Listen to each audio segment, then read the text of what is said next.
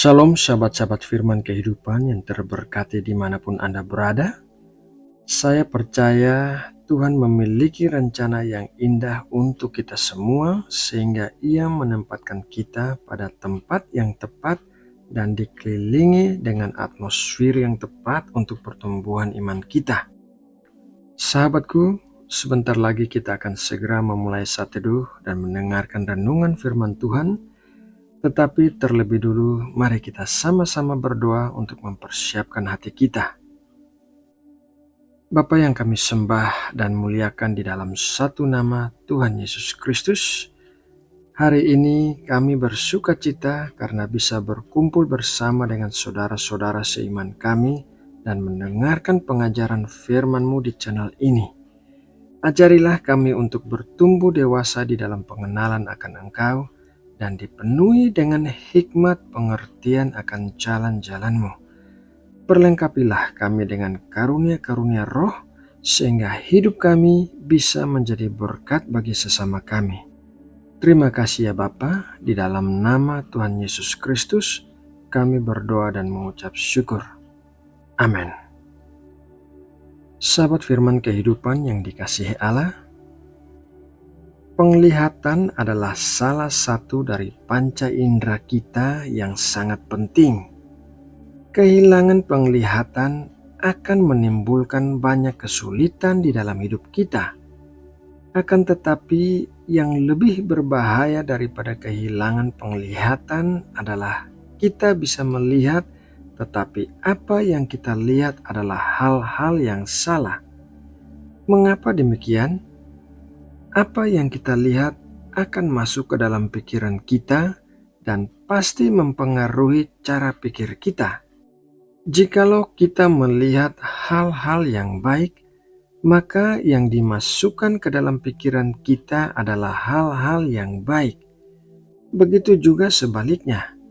Jikalau kita melihat hal-hal yang tidak baik, maka yang dimasukkan ke dalam pikiran kita adalah hal-hal yang tidak baik.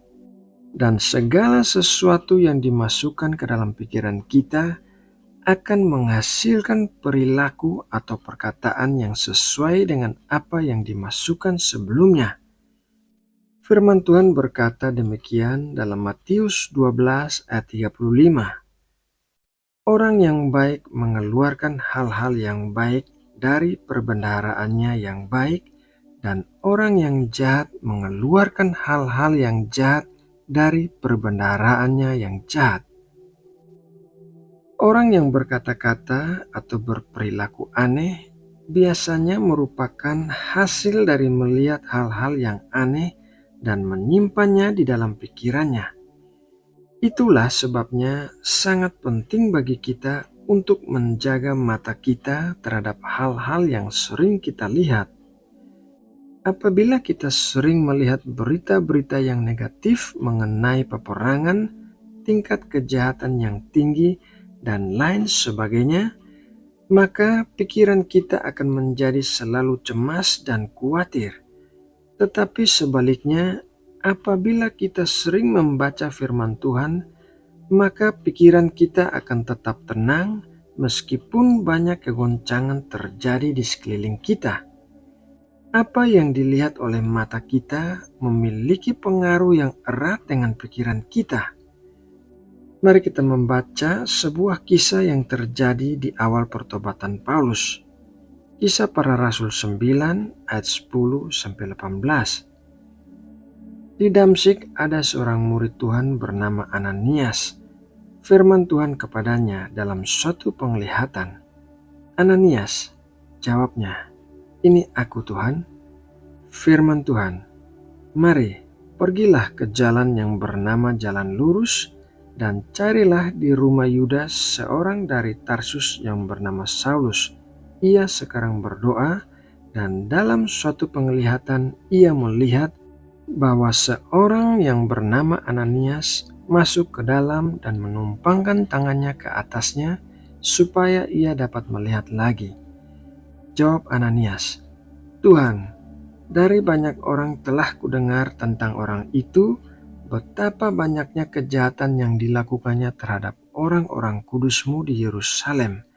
Dan ia datang kemari dengan kuasa penuh dari imam-imam kepala untuk menangkap semua orang yang memanggil namamu. Tetapi firman Tuhan kepadanya, "Pergilah, sebab orang ini adalah alat pilihan bagiku untuk memberitakan namaku kepada bangsa-bangsa lain serta raja-raja dan orang-orang Israel. Aku sendiri akan menunjukkan kepadanya betapa banyak penderitaan yang harus ia tanggung oleh karena namaku." Lalu pergilah Ananias ke situ dan masuk ke rumah itu.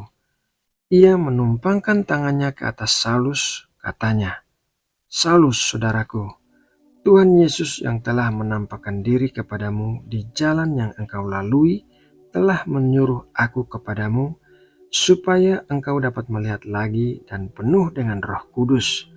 Dan seketika itu juga seolah-olah selaput gugur dari matanya sehingga ia dapat melihat lagi. Ia bangun lalu dibaptis. Paulus bertemu dengan Tuhan Yesus di tengah jalan menuju Damsyik saat ia pergi ke sana untuk menganiaya dan membunuh orang-orang Kristen.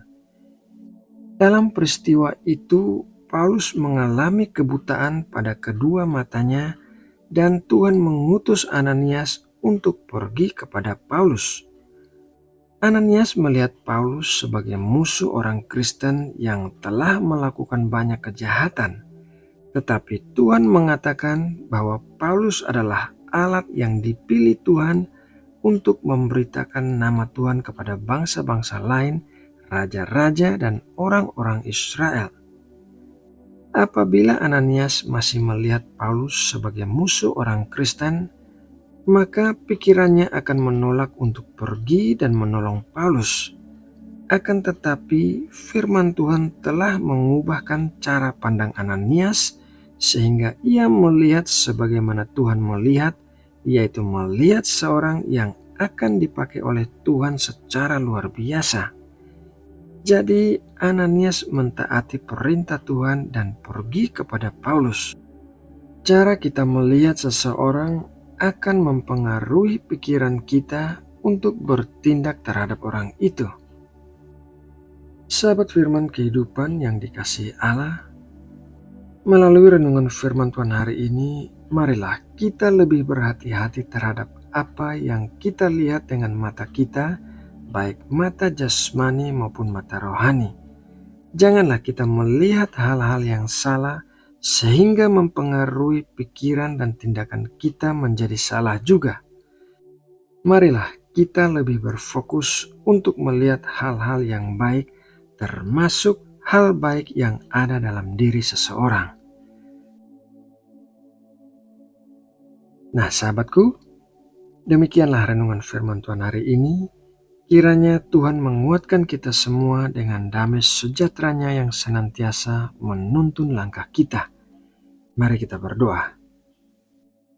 Kami bersyukur ya Tuhan bahwa melalui firman-Mu hari ini, Engkau telah mengajar kami untuk memperhatikan hal-hal yang kami lihat melalui mata kami, baik mata jasmani maupun mata rohani.